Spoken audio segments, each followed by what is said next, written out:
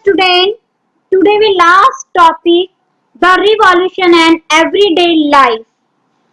सबसे मोस्टली जो इस टॉपिक में जो चेंजेस हुआ है वो एक ही है, एंड ऑफ सेंसरशिप. अब जो एंड किया गया था वो एक सबसे ज्यादा जो इम्पोर्टेंस है इस पूरे टॉपिक का वो था was one of the most important change. अब सेंसरशिप क्या होती है? तो किसी के अगेंस्ट, जैसे राजा महाराजा थे तो उनके अगेंस्ट से, या अभी जैसे गवर्नमेंट है तो उनके अगेंस्ट भी हम लोग कुछ चीज को तो नहीं वो कर सकते हैं. तो इस चीज को लेके हटाया गया था, एंड किया गया था. अब क्या है कि इंडिया का मोस्टली जो एग्जाम्पल है सेंसरशिप का वो आज भी लगी हुई है, वो लगी हुई है मूवीज पे. जी हाँ बच्चों, सबसे मोस्टली एग्जाम्पल है कि सेंसरशिप आज भी मतलब जैसे भारत इंडिया में लगी हुई है तो वो मूवीज पे लगी हुई है. हम अक्सर देखते हैं कि कोई मूवीज ऐसी अगर रिलीज हुई है तो उस पे अगर सेंसरशिप लग गया, बैन लग गया तो उस मूवी को आगे रिलीज नहीं किया जाता है. ठीक वैसे ही जो चेंजेस हुआ था वो यही था सेंसरशिप का. अब ड्यूरिंग ऑल रिजिम और आफ्टर द रिवॉल्यूशन हम लोग बात कर चुके हैं बच्चों कि जो पुराना शासन था उस समय और जब फ्रेंच का रिवॉल्यूशन हुआ था उस समय क्या क्या चेंजेस हुआ है. तो फर्स्ट है every written material, every drama, newspaper, culture activity had to be approach by the king. जी हाँ बच्चों, कि कोई भी मटेरियल अगर टाइप होता था न्यूज़पेपर या कोई कल्चर एक्टिविटी तो उस समय परमिशन किसके ली जाती थी? जो अप्रोच किया जाता था वो है ना राजा के द्वारा ही किया जाता था. फिर आफ्टर द रिवॉल्यूशन, अब उस समय राजा महाराज करते थे और जब चेंज हुआ है, रिवॉल्यूशन हुआ था, उसके बाद फ्रीडम ऑफ एक्सप्रेशन, उनको बोलने की जो आजादी थी वो किसके हाथ में थी? नेशनल राइट्स को दे दिया गया था, क्योंकि जब चेंज हुआ था तो राष्ट्र के हाथ में जा चुका था. All forms of printing flooded the entire country. अब ऐसा लगता है कि जैसे पूरे देश में ये सारी जितनी भी फॉर्म्स है प्रिंटिंग को लेके बाढ़, जैसे ऐसा लगता है कि जैसे पूरे देश में एक बाढ़ हो चुकी हो उस चीज को लेके. फिर opposing idea struggling to be proud to be masses. अब ये क्या है कि जो पीपल्स है, जो जनता है, उनके सामने साबित करना है कि किस टाइप से ये लोग अपने विचार देने के लिए संघर्ष करते हैं. तो आफ्टर द रिवॉल्यूशन और ड्यूरिंग ऑल रिजिम की पुराने शासन में राजा के द्वारा परमिशन ली जाती थी, और अब जो हो गया है वो किसके हाथ में हो गया है कि जो राइट्स है जो गवर्नमेंट के पास में, जिसको हम कह सकते हैं जैसे नेशनल राइट्स है, तो उन लोगों के हाथ में है कि वो लोग अभी भी इस चीज को लेके स्ट्रगलिंग करते हैं कि हमको हमारे विचार देने हैं. तो इस टाइप से चेंजेस हुआ था. अब बच्चों इसमें एक सेकेंड जो है फॉल ऑफ रिपब्लिक और राइज ऑफ नेपोलियन. मैं आगे बोल रही थी आपको कि मैं आपको नेपोलियंस के बारे में कुछ बताऊंगी. रिपब्लिक का मतलब जो हम लोग गणतंत्र के बारे में पढ़ रहे थे वो कैसे डाउन होता जाता है, और राइज ऑफ नेपोलियन इसमें आपको शॉर्ट में मैं बता रही हूँ. उसके बाद आपको पूरा इसका जो डिटेल मिलेगा आपको आगे नेक्स्ट क्लास 10th में भी इसको पढ़ना है, द IMP टॉपिक. अब क्या होता है, इसकी जो मैं डेट बता रही हूँ 1804 इज अ वेरी इम्पोर्टेंट है. 1804 की किस समय उन्होंने अपने जो शासन की शुरुआत करी थी? किसने? जो नेपोलियन बोनापार्ट थे, जिसको सिविल कोड भी कहा जाता है. ये डेट आपको आगे भी आएगी. 1804 से लेके 1815 तक इन्होंने जो अपना शासन किया था पूरे टोटल 11 ईयर्स तक किया था. तो अब ये क्या था? पॉलिटिकल तहसील डायरेक्टिव्स नेशनल असेंबली. बच्चों मैंने आपको इसके बारे में बात करी थी जब मैं आगे आपको इस टॉपिक के बारे में बता रही थी कि कैसे जैकोबिन जो क्लब था वो है ना पूरी तरीके से जो रॉबेस्पियर थे उनका जब शासन हटता है और फिर क्या होता है कि एक नई जो न्यू असेंबली बनती है उसमें भी क्या होता है कि जो डायरेक्टरी होती है और जो नेशनल असेंबली है उन दोनों के बीच में आपस में कोई कंट्रीब्यूशन नहीं बन रहा था, दोनों के बीच में टकराव चल रहा था. तो उसका जो फायदा उठाया था जो हम कह सकते हैं वो उन्होंने किया था नेपोलियन बोनापार्ट. वो भीड़ में हम took advantage crowded himself as king, अपने आप उन्होंने वहां पे राजा घोषित कर दिया उन्होंने उस वहां का राजा की, वो खुद ही अपना शासन चला रहे थे। तो अब उन्होंने क्या किया, उस चीज का फायदा मैंने उस दिन भी बताया था कि जब दो लोग आपस में लड़ रहे हैं तो कोई थर्ड व्यक्ति उस चीज का बेनिफिट ले लेता है। तो ठीक वैसा ही नेपोलियन बोनापार्ट की एंट्री हो जाती है। अब उन्होंने क्या क्या किया था, फर्स्ट है कुछ काम बहुत अच्छा भी किया उन्होंने, प्रोटेक्शन ऑफ प्राइवेट प्रॉपर्टी। अब उन्होंने क्या किया, फर्स्ट अथॉरिटी जो दी थी कि प्राइवेट प्रॉपर्टीज होनी चाहिए, मतलब कि ये लोग जो इकोनॉमिक्स जो बिजनेस वगैरह कर रहे हैं, हम लोग भी देख रहे हैं, वो सारी चीजों को वो प्रोटेक्ट करते थे ताकि वो लोग नई नई इकोनॉमिक्स को डेवलप कर सके। तो फर्स्ट उन्होंने जो किया था, प्रोटेक्शन ऑफ प्राइवेट प्रॉपर्टी, जितनी भी प्राइवेट प्रॉपर्टी थी उन सबको प्रोटेक्ट कर रहे थे।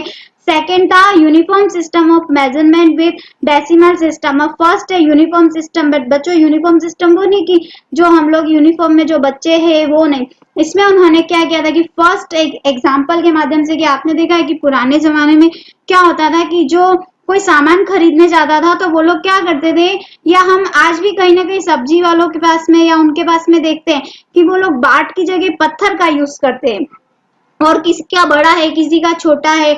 आज हम लोग कहीं एक जगह पे 1 kg का हमने सामान लिया, हो सकता है उस सामान को कहीं और हमने तुलवाया तो वो क्या है कि थोड़ा सा कम हो सकता है, क्यों, क्योंकि पत्थर के माध्यम, इसलिए यूनिफॉर्म सिस्टम कर दिया उन्होंने। किसने, जो नेपोलियन बोनापार्ट थे, कि सबके पास में जैसे 1 kg तो 1 kg का होना चाहिए। आजकल तो इलेक्ट्रिकल मशीन हो गई है, तो इस टाइप से एक जैसा मेजरमेंट होना चाहिए। ठीक वैसा ही डेसिमल सिस्टम, डेसिमल सिस्टम मतलब कि जैसे है ना, आपके पास में हमने एक मार्कर खरीदा है जो 10 रुपीज और 50 पैसे का, अब हम लोगों ने उसके पीछे क्या किया कि 50 पैसे छोड़ दिए, ऐसे करके 10 मार्कर खरीद लिए, तो उसमें जितना भी जो पीछे जो हमको जो पेमेंट मिल रहा था उसका क्या हो गया, नुकसान हो गया।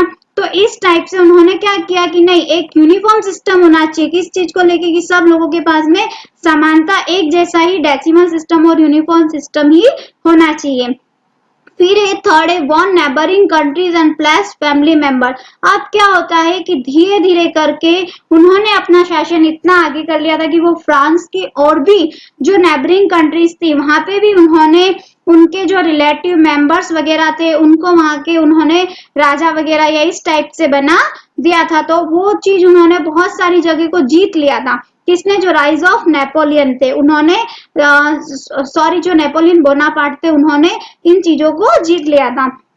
तो इस टाइप से वो आगे बढ़ते गए। अब क्या होता है कि मैंने है ना आपको एक चीज बताई थी, ये finally defeat at battle of Waterloo in 1815। तो जो मैं आपको इसको एक शॉर्ट में समझा रही हूँ, फिर आगे आपको इसको पूरा क्लास 10th में पढ़ना है। इसमें क्या होता है, बैटल ऑफ वाटरलू इन 1815, कि हम लोगों ने जैसे नेशनल असेंबली पढ़ी थी, जैकोबिन क्लब पढ़ा था, कि उन्हीं के लोग उन्हीं के अगेंस्ट हो गए। तो ठीक वैसे ही यहाँ पे भी क्या होता है कि फ्रांस में भी लोगों ने सोचा कि हम लोग है ना, ऐसा तो नहीं है कि वापिस हम लोग है ना मोनार्की उसमें ही ना चले जाए, हम लोग इनसे है ना ये काम तो कर रहे हैं, लेकिन फिर भी क्या हो रहा है कि हम लोग कहीं ना कहीं उनके उसमें अंडर में होते जा रहे। तो धीरे धीरे करके लोग उनके अगेंस्ट ही होते गए, किसके, जो नेपोलियन बोनापार्ट थे। और वास्तविक फाइनली क्या होता है कि 1850 में उनको भी हरा दिया जाता है, नेपोलियन बोनापार्ट को। तो इस टाइप से उन्हीं के लोग उनके अगेंस्ट हो चुके थे। अब जो एक लास्ट है, और भी क्या क्या इसमें जो चेंजेस हुआ था वो है global impact of French revolution. इसका क्या प्रभाव पड़ा था, तो ग्रेटेस्ट फ्रेंच लैक्सी, ये तीनों इंपॉर्टेंट है कि क्या क्या चीजें हुई थी, क्या मिला था उनको, इसका क्या प्रभाव पड़ा फ्रेंच रिवॉल्यूशन जो हुआ उसका।